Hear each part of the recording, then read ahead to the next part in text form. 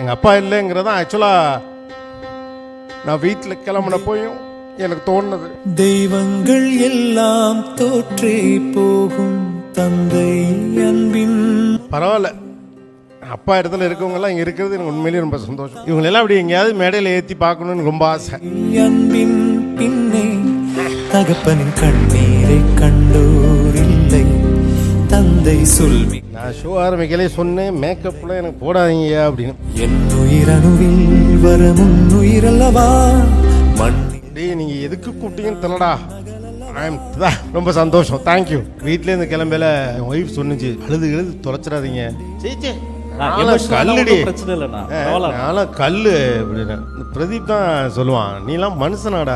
நான்லாம் 10 நிமிஷம் நீயா நான் வாங்க, சில நேரத்தில் நீயா எனக்கு வருவாப்புல தலை வந்துட்டு ஒரு கரெக்டாக வர்றப்பதான் அந்த மாதிரி இமோஷனலாக போகும். ஒரு 15 நிமிஷத்தில் ஓரமாக போய் அழுதுட்டு எங்கே அந்த பாச கண்ணா இல்லைங்க, திடீர்னு கிளம்பிட்டாருமே. இவன் திடீர்னு கிளம்பிட்டாருன்னா உடனே ஒரு எனக்கு அவருக்கு வேலை இருக்குன்னு அழுக இடம் இல்லாமல் காரில் எழுதிட்டு போயிருப்பான். அது மாதிரி அங்கே நம்ம ஷோங்கிறப்ப அது வேற.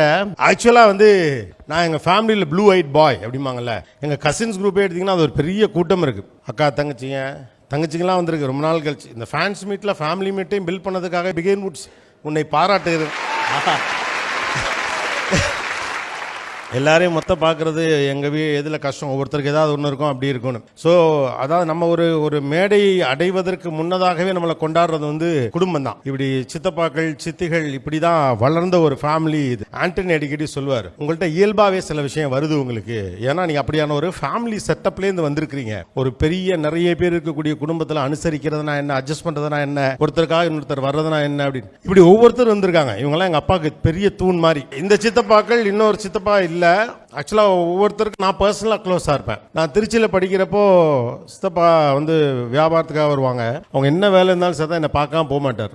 அதே மாதிரி தான் இந்த சித்தப்பாவும். பட்டுக்கோட்டைக்கெல்லாம் போயிட்டோம்னா நாங்களாம் ராசா. ஒரு குடும்பத்தில் போன உடனேயுமே நெய் தோசையும் மிளகாப்படியும் வச்சு சாப்பிட்டுட்டு கையில் காசை கொடுத்து உடனே படத்துக்கு போன அனுப்புன ஒரு பட்டுக்கோட்டை பரம்பரை இருக்குன்னா எங்கள் பானு சித்தியும் எங்கள் சித்தப்பாவும் தான். நாங்கள்லாம் படம் பார்க்கறதுக்காக போவோம். அடுத்து எங்களுடைய பிக்கெஸ்ட் ஸ்பேஸ் வந்து கரம்பக்குடி. இந்த ஊரில் திருவிழா நடக்குமாங்கல்ல, நாங்கள் எல்லாரும் போவோம். எங்கள் வீடே திருவிழா மாதிரி இருக்கும், அவ்வளோ பேர் இருப்போம். இருக்க இடம்லாம் இருப்போம். எங்கள் காலேஜப்பா மிஸ்ஸும் பேரே காலேஜப்பா எப்படி இருக்கு. அந்த காலத்துலேயே அவர் காலேஜில் போய் படித்து கவர்மெண்ட் ஜாபுக்கு போனவர்.